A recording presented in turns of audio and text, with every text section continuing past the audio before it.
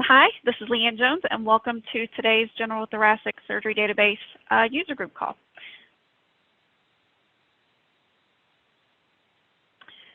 Welcome to today's user group call. I'm going to quickly go over today's agenda. First of all, welcome, and joining me on today's call, we have from the STS team, we have myself, we have Donna McDonald, Director of Quality, we have Carol Crone and Jane Hahn, Assistant Director of Quality. From the IQVIA team, we have Melanie Bent, the lead business analyst, and her team members, Alex, Sherry, and Felicia, are going to help us on today's call. First, we are going to go over a quick call overview. Then we will get a current status update from IQVIA. Next, we'll cover the STS IQVIA support document, and then we will turn things over to you all for questions. Please be sure to submit your questions via the Q&A function and not the chat box.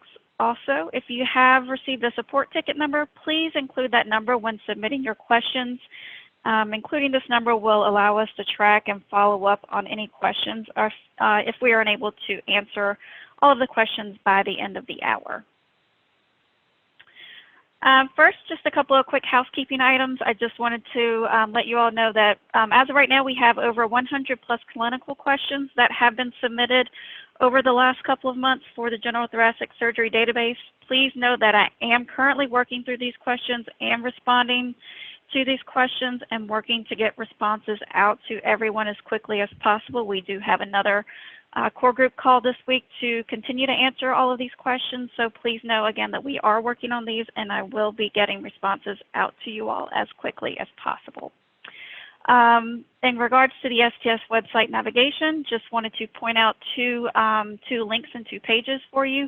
The STS National Database webinars page does include information on all the upcoming webinars and past webinars. You can find links and recordings to all of those past webinars that have been held thus far. Also, for the STS Database Transition Resource page, that is a great page where you can go to find all of the information regarding the current transition. Next, we're going to have a current status update, and I'm going to turn things over to Donna McDonald, the Director of Quality for the STS, to provide a current update on the General Thoracic Surgery Database transition. Donna? Hi, everybody. Thanks for joining the call. I just wanted to say a couple things, and I'll keep it short because we want to leave plenty of time for questions. But I wanted to let you know that we thought it was important to open the database up after the initial beta testing, and we received a lot of questions saying, well, why is this still like this, or why do you do this, why don't you do that? And I think it's important for you to know that we need your feedback and continue to want it, but we also wanted you to have access as soon as possible in order to meet the submission deadline. So we realize that it's not perfect. We're making changes. We're getting advice from our beta testers, all of you, the core group members. Some fixes are easy and can be put into place right away. Others are a little more complex. Others are suggestions that we'll need to take back to the entire group to see if they're doable within the platform. Some suggestions are not. So you're going to hear more about the different issues we've been faced with so far. There are parent-child issues that are being addressed. So thank you for those who have brought those up. And again, we appreciate your patience and most of all your feedback so that we can make this better for you. So with that, I'll go ahead and turn it over so that we can get through the first part of the agenda and then get to your questions. Thanks, everyone. Great. Thank you, Donna. Next, we're going to continue with our status update. I'm going to turn things over to Melanie, my IQVIA colleague, for the IQVIA update. Melanie? Thanks, Leanne, and thank you everyone for joining the call. I'll go ahead and go through the issues that have been identified and give some insight in regards to the timing of when these fixes will be deployed. First issue that I wanted to raise specifically impacts users of the ARMIS system. This has been identified in which it's blocking any of those files that are trying to be uploaded with a file failure message. And this at this time has been identified, and it's related to those users, so not impacting the entire user base. We do have the fix identified, and we will be deploying that fix tonight. That will happen midnight Eastern Standard. So after that deployment has been released, we will be posting a notification within the application. So you will see that information posted within the notification section within the platform. And that also is just basically to give the green light for those users to go ahead and proceed with uploading their files. Okay, next slide.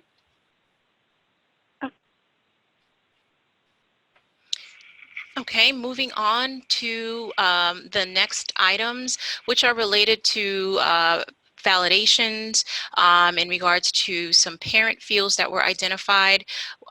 These items have been resolved. We now are packaging them up, and we will be releasing them within the weekend's release. So we will be doing another deployment of updates in which we're bundling multiple fixes.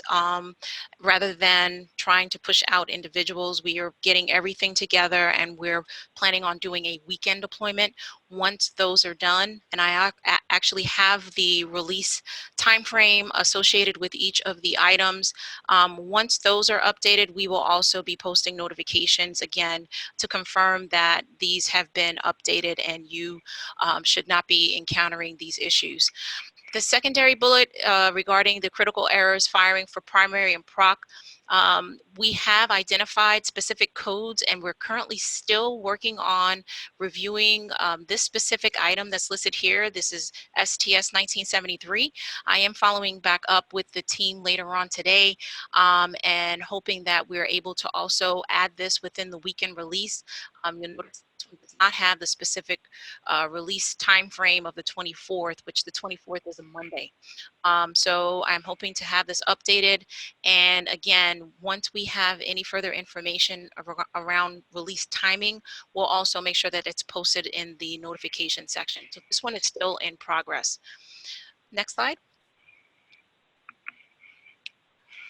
Next round in regards to other identified validation errors.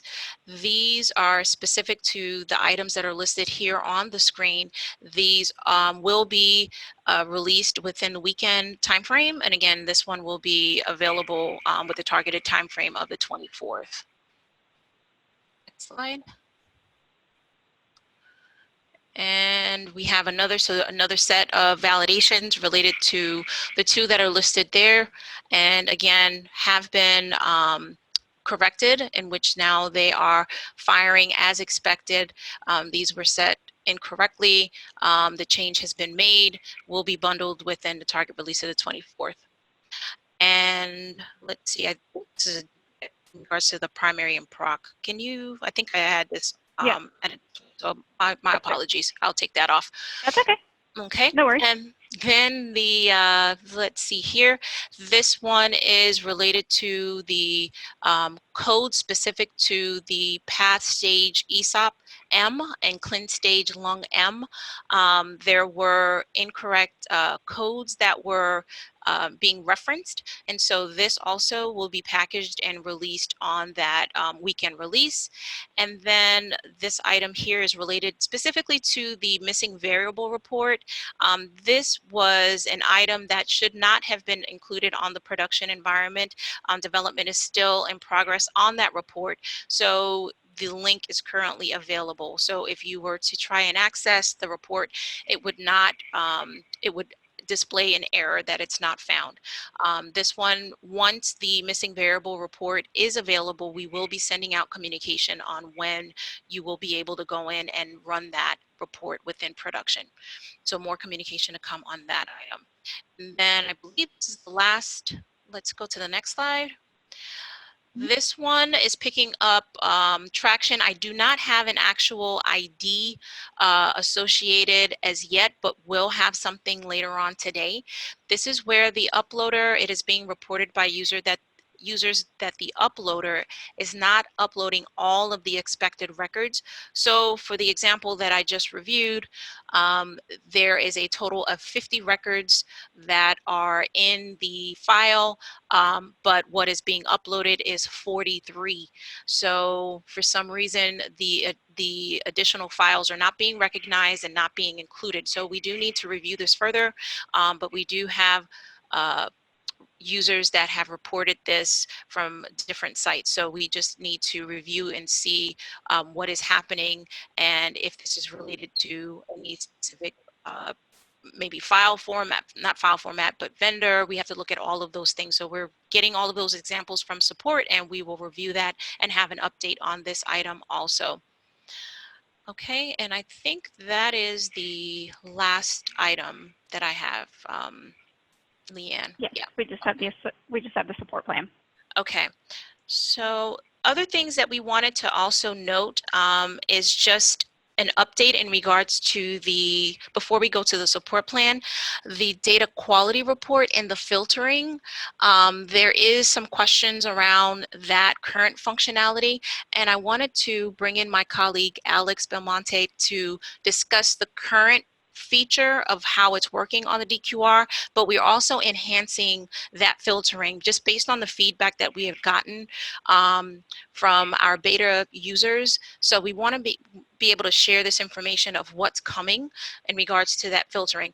This also will be applied to other reports that we will be releasing, the missing variable report, and then also the dashboard. But I just wanted Alex to give just an overview of what the current filtering is on data quality, and then also how we're enhancing that.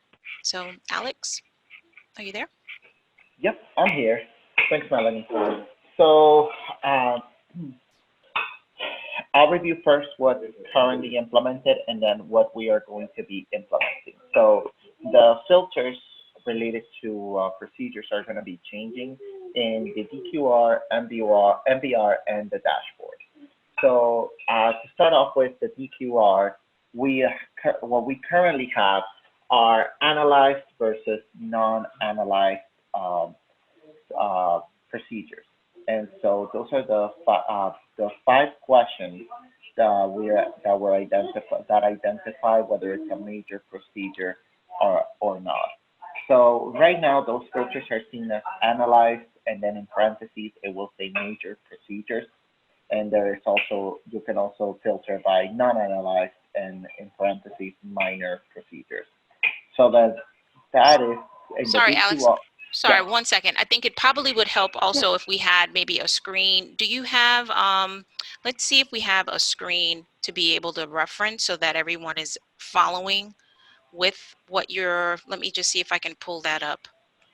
Okay. And then I can share that, and then it'll make it a little bit easier in regards to what we're referencing regarding the filter. So just 1 moment.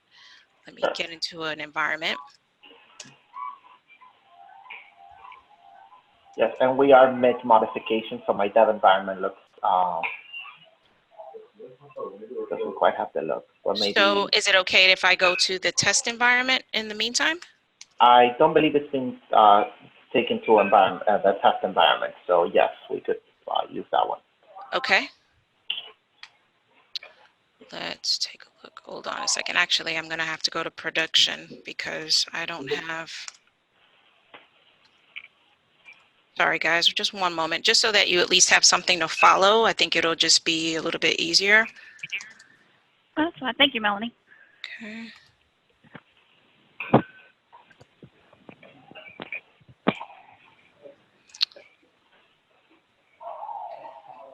All right, Leanne, I'm going to take control of the screen. So we'll move here. Help yourself.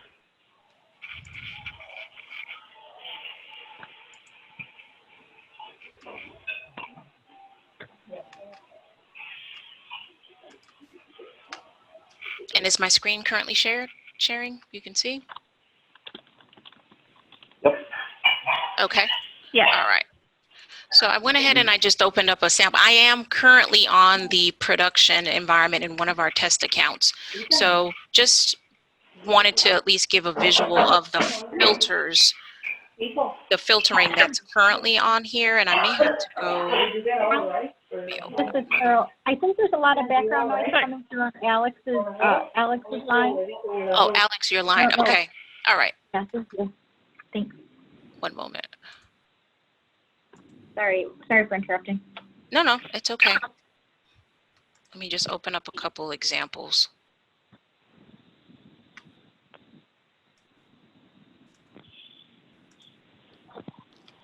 Okay.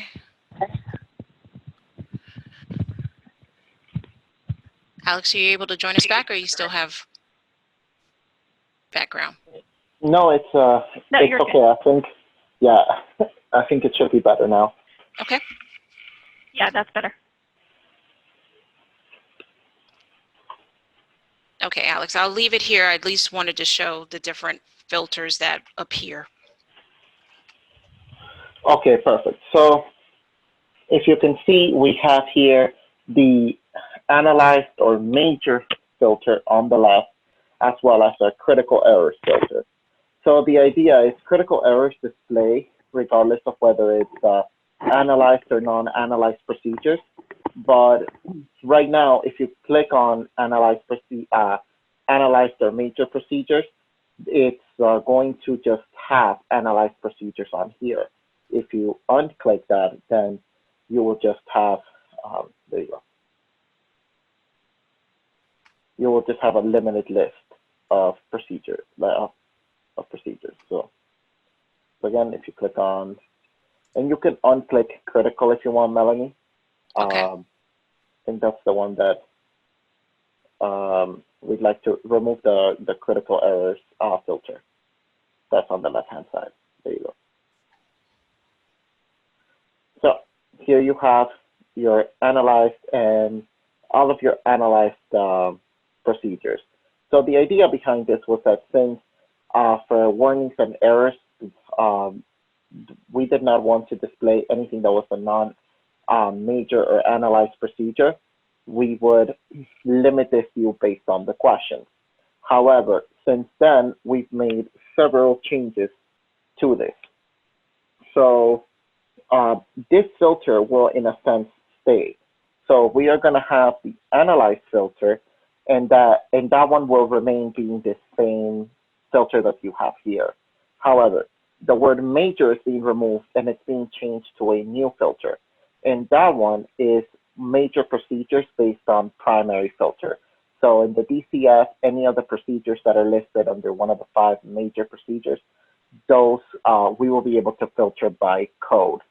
And the third filter, and this is to streamline the view, is non-analyzed, and it's anything that did not apply to filter 1 or filter number 2. So anything that's not analyzed or a major procedure, meaning all 5 questions were answered as no, and the procedure code was listed as something other than the 5 major codes. This is the same logic that is going to be put into the, very similar to the MBR. You're going to have analyzed, major, non-analyzed. So it's essentially the same filters that are going to be implemented there.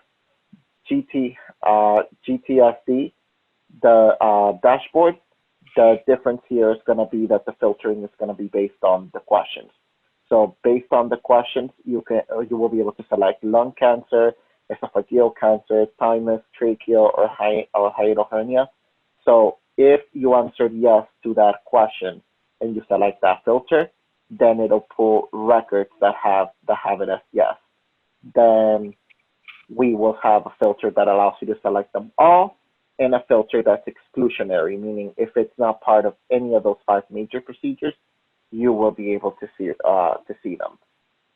So that's essentially how we are gonna rework the filters in order to provide better visibility based on code, as well as based on the answer to the question for the 5 major procedures in the data collection form. Okay.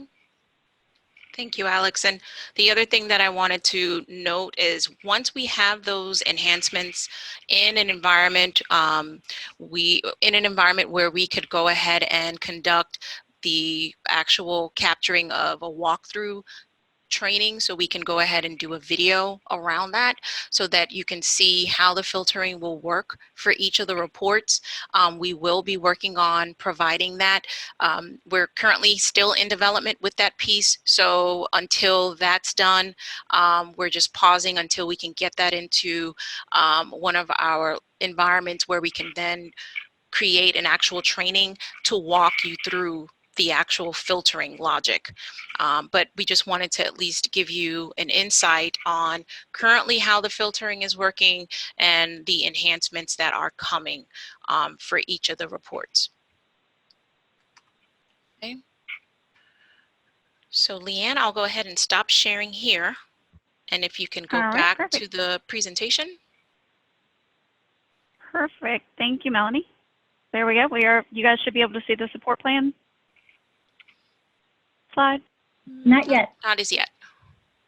Oh, there we go. There we go. There we go. All right. All right, perfect. Hit that share button.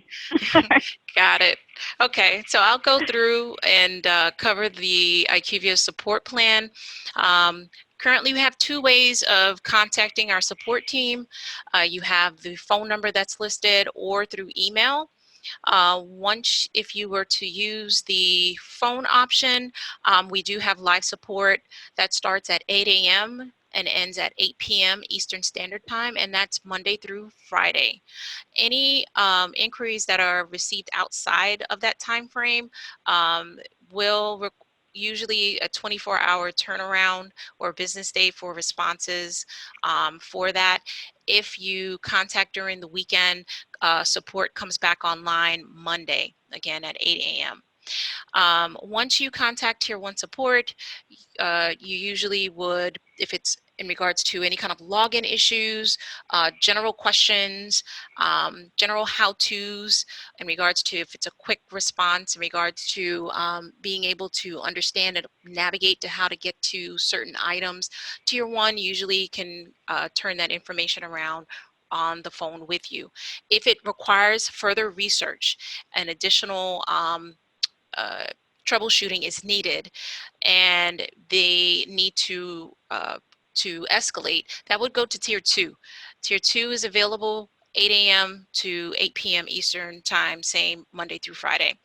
And at that point, they would take the issue and research and provide any information if they're able to as soon as possible. If it's something that they have to escalate further, it may take a little bit longer if they need further clarification, especially if it's dealing with current application functionality. If it has to deal with a clinical question that comes up, they will route to the STS team. And as you can see, the STS team has live support from 9 a.m. to 5 p.m. Central Time, and that's Monday through Friday.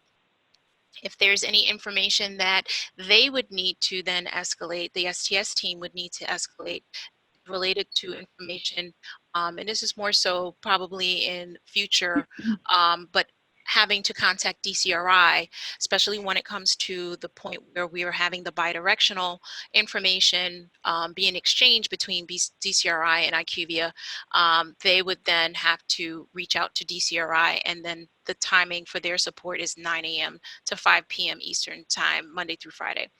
And then if there are any issues in which having to escalate to database vendors or work with the database vendors, that transaction usually happens either via email, or if there's a contact, Tier 2 has been in contact with the database vendors if it's an issue where collaboration is needed. So that is the current support plan. Again, if there's any technical issues, again, reach out to IQVIA support to report those issues, and make sure, of course, that you have your ticket or case number for reference. Okay, and you can go to the next slide. All right, great. Thank you so much, Melanie. All right, here we have provided a list of resources for you to refer to when needing assistance. We have the STS National Database webpage that includes links to the webinars page. It includes a link to the important database transition resources as well as harvest schedules. We've also provided the STS tech support email for questions regarding harvesting, your data quality report, your missing variable report, dashboard, and password login issues.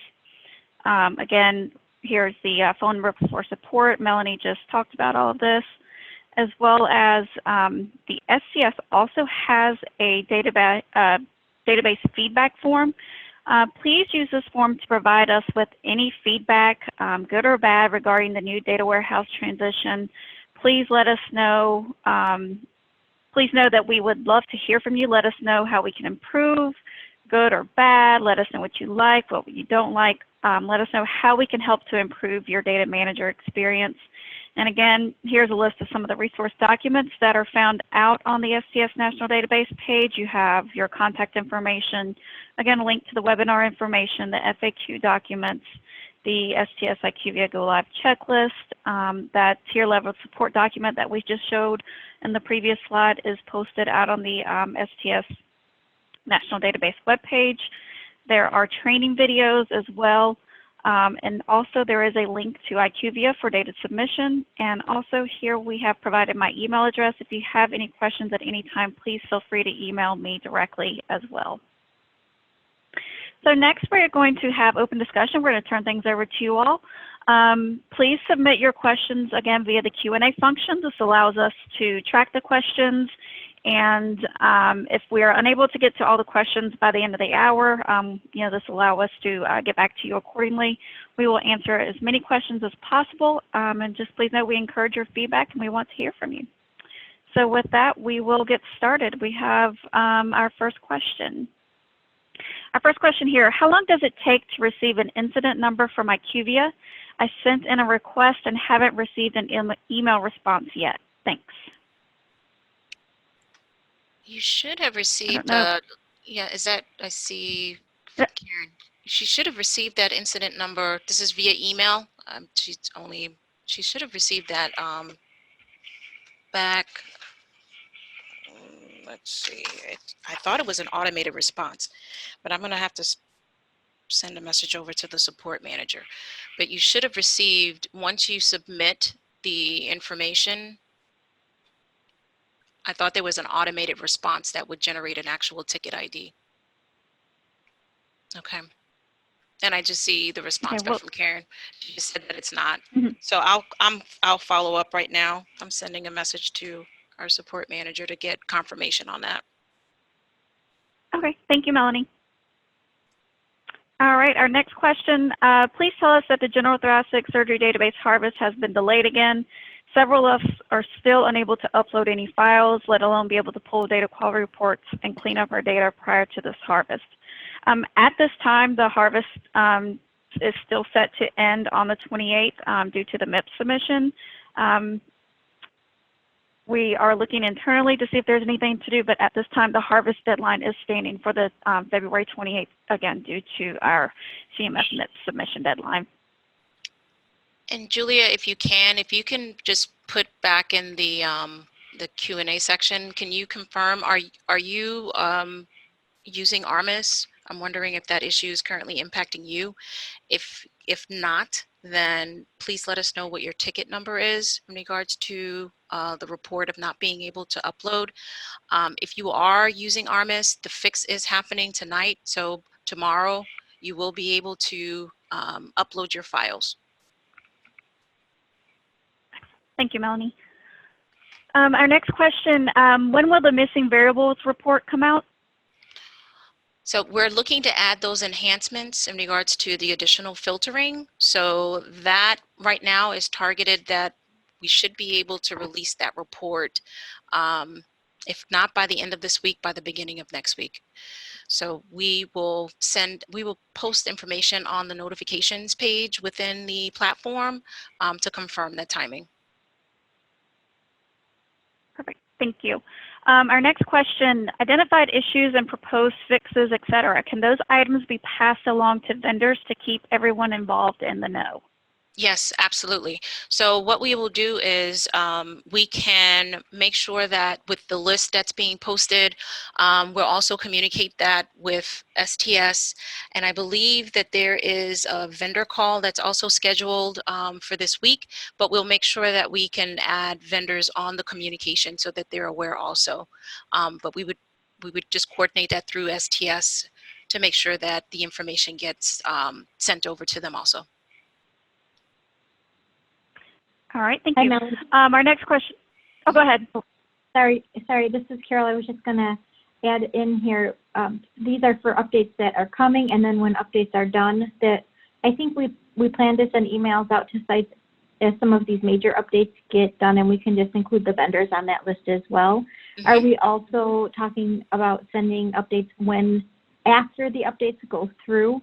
That okay, this is what we're planning. Once it's done, okay, this is done. Yes, Kind to of email. confirm.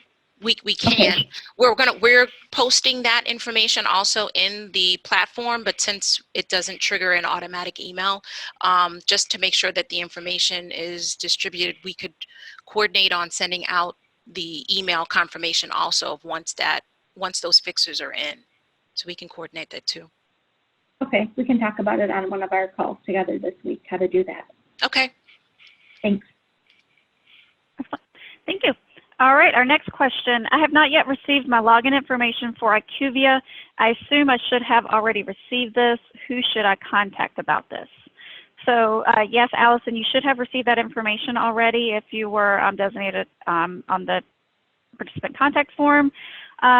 If you have not received that, if you could just please email stsdb@sts.org for assistance in getting your username and password. Again, it's stsdb@sts.org. Our next question. Will the harvest? Oh, go ahead. One additional item to note. Some users, not all, but some have reported that they got the email in their junk folder, not in their main inbox. So we don't think that's affecting everybody, but if you are wondering where your credentials are, if you could please check your junk folders. Those would come from STS Tech Support at IQVIA.com. Hi, and for those that didn't recognize that voice, that's Jeanette from IQVIA. Yes, hello. Welcome, Jeanette. And also, just so everyone knows, Carol did just post the email address for stsdb@sts.org in the chat box in case you need to reference that. It is in the chat box as well. So our next question again, will the harvest submission deadline change? This does not give us very much time to submit our files and make corrections on a new system. I am one of the users that is getting the file structure errors and unable to upload files. I'm an ARMIS user. I believe we just answered that, but at this time, again, we have not changed the submission deadline. It's still set for February 28th due to MIP submission. And as Melanie stated, that ARMIS issue will be corrected tonight after midnight, so you should be able to begin submitting files first thing tomorrow. Our next question, I am receiving an error in records level validation. QGT0183 participant ID does not match upload. Previous uploads from this ID were accepted. We would need to, and if you have a ticket ID already assigned, if you can share that. But it sounds as if the file that you're uploading is currently not matching the participant ID that you're logged into. And again, assuming that you have access to more than one participant. But we would need to take a look to see what exactly is happening in this instance. So if you haven't reached out to support, please do so. And then we can take a look and see why you're getting this actual message. Okay, thank you, Melanie. Our next question, what is the current harvest deadline? The thoracic harvest is scheduled to close on Friday, February the 28th. All right. Our next question, can you delete uploaded DQR? Can you name them? No, when they say uploaded DQR, is it the file that they referenced? There's no rename option. Yeah, I'm not sure. If you could, if this person could be probably specified, be a little more clear. I'm not sure. And if it's in reference to, because we did have other questions in regards to if there is an attempt made to upload a file, the actual entry that shows up in the history, we've been asked if that can be deleted, and that cannot be deleted if that's what you're referencing. That's the audit history. Every time an upload is either attempted, if it's passed, if it's failed, it's going to capture the audit for that action. Okay. Thank you. All right, our next question. After all the fixes, do we have to resubmit our data, or will it be updated within the system? So some of the errors actually prevented some records from coming into the database. So you may have encountered critical errors. So if you encountered critical errors, those records that were identified at that time of upload were prevented from coming into the actual database. So after these fixes, if you did encounter instances where records were basically dropped because of those criticals, then you would need to re-upload so that those records could be included. If you take the file that you previously attempted to upload and just re-uploaded that, that basically you would run through and it would just update any existing records, and then of course include any records that were being prevented before.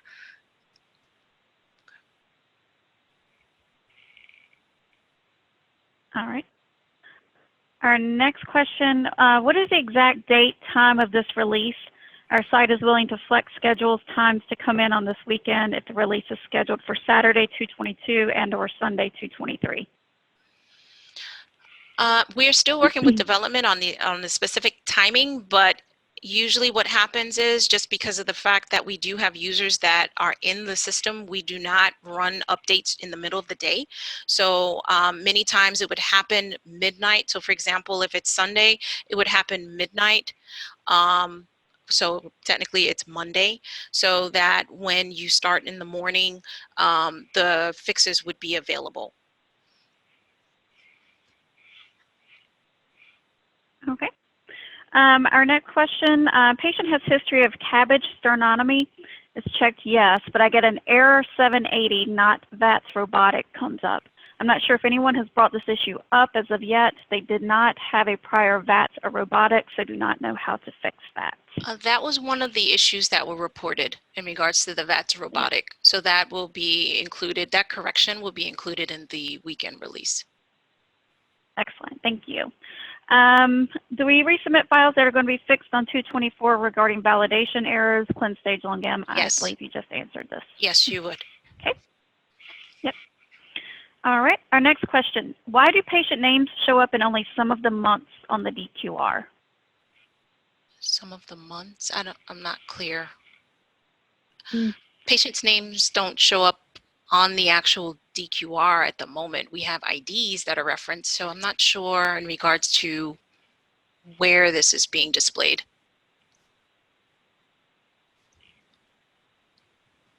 If you can give more clarity, sorry, but that one I'm unclear of where this is being displayed because we don't have patient names right now on the DQR. Great. If you'd like, I don't know who submitted this question, but if you can email me directly and we can work with IQVIA to help answer that question for you.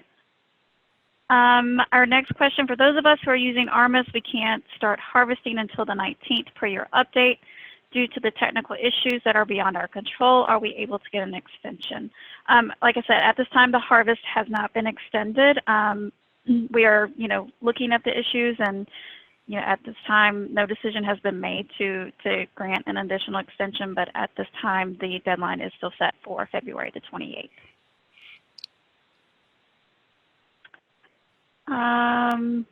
Our next question: 30-day follow-ups for thymectomies are filled in heart-based, but show up blank and missing in my DQR. We would need to, if you don't have a ticket already for that, we would need to see the specific example of what's occurring. So please contact support. And again, let's see, our next one, I have fixed and resubmitted August DQR, and my percentages of errors were worse after fixing them. Also, fields like number of lymph nodes and a hemoglobin result that was out of range does not go away as an error after I confirm my entry and save. If you have lab values or values that are defined by the data spec and they either are below what's expected or exceed the range that's identified by STS, you will get an error. So if this information, so before with a lot of these values, if they were out of the range, previously when that information was submitted to DCRI, they would set it to missing. They would clear the value. We're not clearing values. So if it's something that basically is going against what the spec has defined, then in order to get past those errors, you would have to clear that information in order for it to be accepted within the database.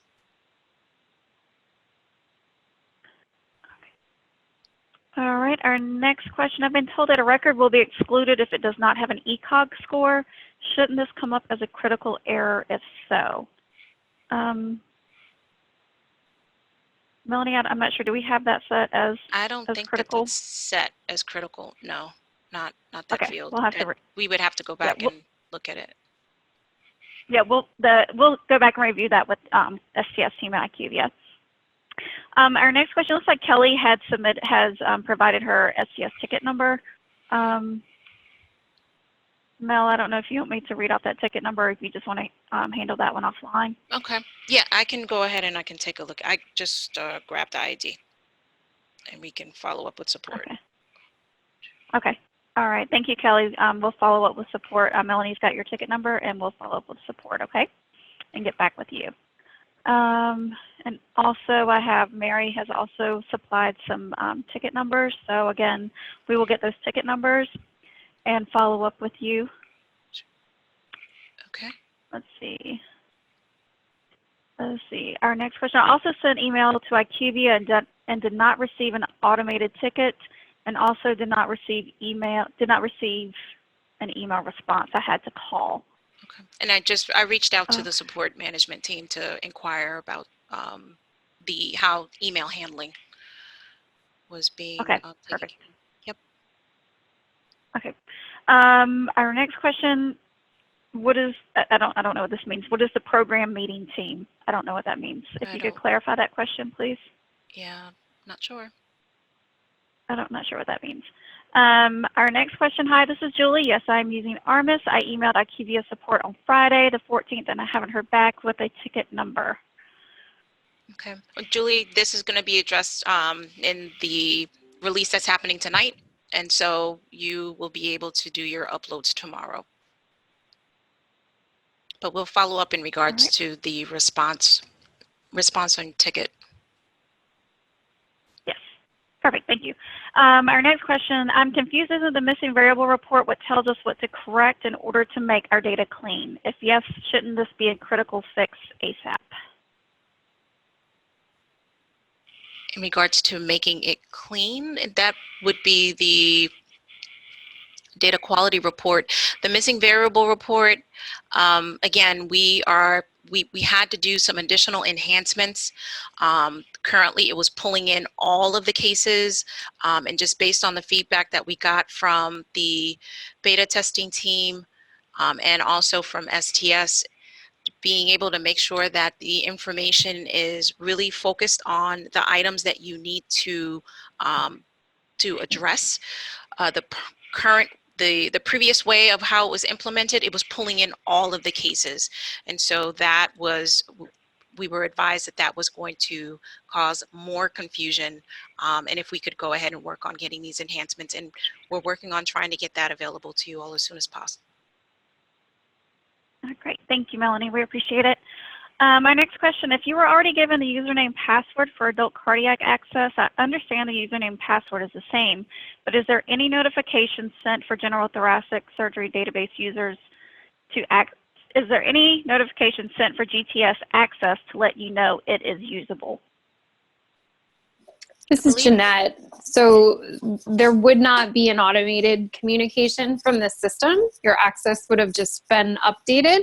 So if you could try logging in again with the credentials you already have, you should see when you log in a view that shows you your ACSD participant IDs as well as your GTSD participant IDs, and then you can choose which view of the system you'd like to have.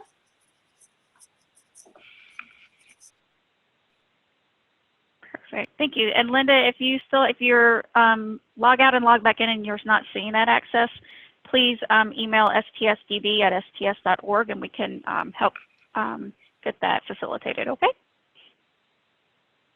My next question, if we upload small groups of files to make corrections, do we need to send the full group at one time?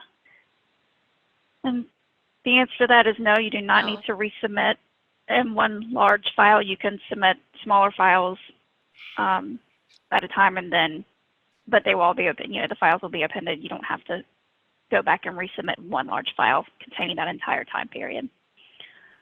I'm just signing on to the session. Have you given a date for when the known issues posted for the General Thoracic Surgery Database will be released?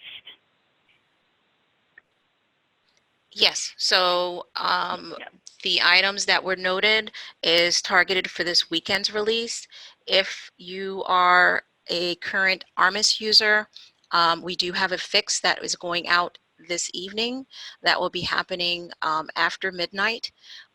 So that is something that is immediately going to be addressed in that release, but for the other items on the known issues list, that's targeted for the weekend release. Perfect, thank you. And I think this is a follow-up, Melanie, to our earlier question about the names. When open the individual file to see what needs fixed, some have names at the top and some do not.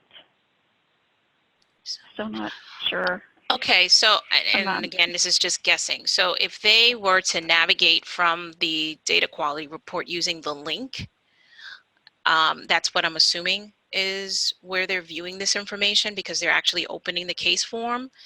So if the file does not, if your original file does not have the patient names in the file, then you would not see that in the case form. But if you're saying that your file actually has all of that information, but it's not showing in the case form, we would need to take a look to see what's occurring. So if it's an instance in which your original exported file has the actual patient names, but you're not seeing that in the application, please reach out to support so we can take a look. But if your original file has a mix in which some of them contain the patient information, names, etc., and some doesn't, it's reflecting what's in the file. Okay, so hopefully that answers the question, but if you're encountering an issue, please contact our support team. Great. Thank you, Melanie. Our next question, I've not received a ticket number for the issues that I have reported. Should I have received a ticket? And is there a way I can know my issue has been received? Sounds like the same. Yeah, I reached out to the support team to follow up on that. But if you were to give them a call, then you would be able to, you can speak with an actual analyst and see what we can get logged for you. They would provide you a ticket number immediately. Thank you. Our next question, for the out of range values, why is there an option to confirm the value then? Should we not bother with this step? Out of range values. When you view the form and you've clicked it from the report, it does show you an option to confirm the value, but we don't recommend that you take any action there. Right now, we're sort of balancing showing you the system information and working with STS on some future state feature work. So confirming that entry right now when you view the form won't clear the validation for you, but longer term, that is something that we're looking into as a potential adjustment. So yes, right now we do not recommend that you take any action on those validations. That's correct. Please, and the other thing is any changes that are made within the that we need you to address, it's within your software vendor system. So even if you were to, let's just say, re-upload that file, the validation is still going to fire if it's outside of the range. No actions at this point. The form is locked down. You may see that option where you can confirm, but again, as Jeanette stated, we are asking you not to take that action because again, the validation will still fire, especially if you were to go ahead and re-upload that file. Yeah, it won't save any action that you take when you view those forms. There's future state we're looking at potentially adding a save button for you. But that's something that's not available right now. So there's no like auto save of that action where you go to confirm your entry. You'd need to hit a save button to retain that, and that's not available for you at the moment. All right, perfect, thank you. And our next question, how do you clear out of range items? This is the first I've heard of this being possible, and I'm unable to do that on the cardiac end, so how likely does it work on thoracic end? Has someone actually been able to do this? I believe that has something to do with what we just discussed. Yeah, exactly. And then when I'm saying, and let me make it clear, when I'm saying to clear out that value, if it does, if it's either below or exceeds the range that's defined, that actually is within your software vendor system where I'm referring you to make that change. So not within the IQVIA platform. Perfect. All right, our next question, are we supposed to be able to send a full harvest, 1/1/17 through 12/31/19? You should be able to send a full harvest. You should be able to send a file with those a 3-year date range. If you have not gone back and cleaned up any of that older data, you do not need to resubmit that that historic data. It is in the data warehouse. IQVIA does have that data. Again, we would recommend submitting a smaller file. If you have not done any cleanup on that historic data, there's no need to resubmit that historic data. Melanie, do you have anything you wanted to add to that? Nope, that was perfect. That's exactly it. Just one note on that. This is Jeanette. As is mentioned, please do submit a smaller file to sort of quantify that. If you could aim, at the moment, we've gotten some performance feedback that users are not feeling it's fast enough if they send in files that are over 1,000 records. So if you could aim to keep that as sort of an informal max at the moment. Well, it'll process more than that, but it may be slower than you would experience or prefer. And we're working to improve that experience, which will be coming in a future release.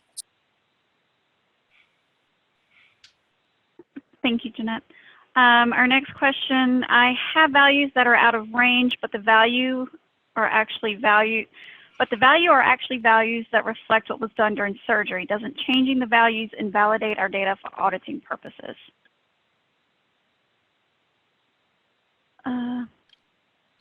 Not sure.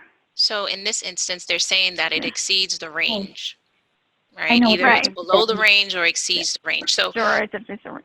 So that information previously was being cleared by DCRI. They didn't accept DCRI. Right. So that information wasn't accepted by DCRI. They actually set the values to missing, whereas we're not setting the values to missing. We're following the actual range that's been defined by STS. So in this instance, for those records, you will get that critical error message. So is there any? Go ahead. This is Carol. I just want to add in here. So there's 2 different values we look at for being out of range. There's the usual out of range, and then there's the high and low out of range. The high and low out of ranges are values that are very infrequently ever met. They're values that are just so astronomically out of whack that they don't make sense.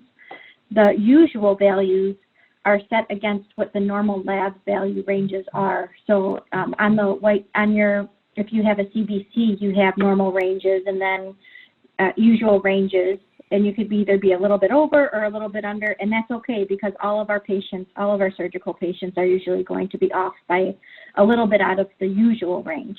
And those values are okay. Those are still allowed in the database, and you should still collect those as they're reported. The values that are going to be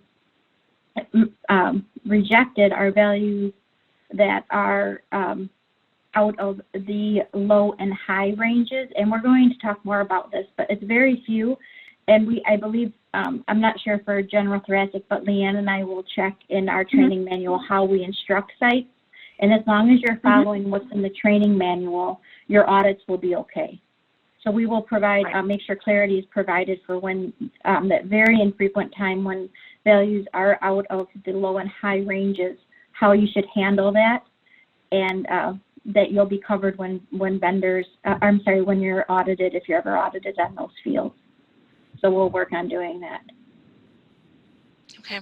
And Perfect. Once we have that guidance, we can get that updated in the system also. Yeah, and it'll be the same. We would never instruct sites. The reason why we instruct sites to use the high and low values is because there's no, we want sites to double check to make sure those values are correct if they're really out of that high and low range. But also when we do statistical analysis on those types of cases, they fall into the two, either to the far right or to the far left of the groupings, and they don't have, they stop having impact on the risk outcomes. So we do want complete and accurate data, but there's sometimes very infrequent where we have to make a little bit of sacrifice to still provide you with risk assessment, because what would happen if you did not provide those high and low values and you just left those fields blank, you would not receive the risk assessment for that case. So we just have to make sure we educate everybody on how to do that and make sure our training manual matches with what we're saying, so you're all covered when an audit does take place and you're still receiving the risk for that patient appropriately. That's great. Thank you so much, Carol. I appreciate that. Mm-hmm. All right, we've got time. Feels like we got time for one more question. Our next question: do we really have to have a notification sent that we replaced the files? This is just extra noise, especially when sending a whole block of cases at a time. If we resent files, the upload page tells you that your files were replaced. So why do we need to have every single one as a warning? We are looking at that in regards to adding the capability of filtering out those types of messages. We've heard that feedback, but at this moment in time, that's what the report is generating. But we are looking at how we can enhance that actual experience. All right, our next, we have one more question. We've got about 30 more seconds, so let's see here. So for this harvest, can we submit the last 6 months of records that we have that have not been harvested previously on 7/1/19 through 12/31/19?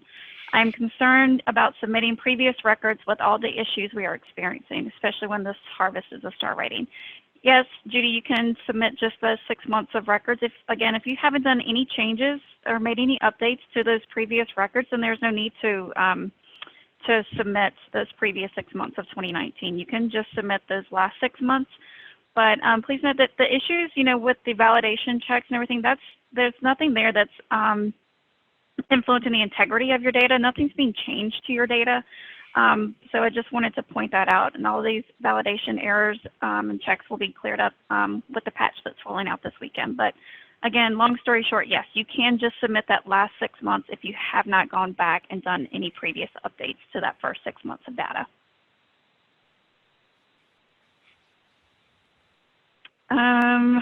We have, okay, this is the last question. I think we're 1 minute after, so we're going to tackle this last one.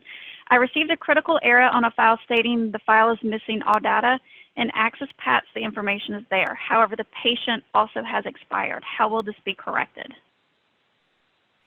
Again, we would need to, and Jan, if you haven't submitted that case, we need to actually look at the file. We need to take a look at what you're importing, what you're uploading, and see what the error is also indicating. But we need to take a look at what information is being provided in that upload. So please contact support, and then we can have take a further look at that example. All right, perfect. Thank you, Melanie. It looks like we've actually gotten through all the questions.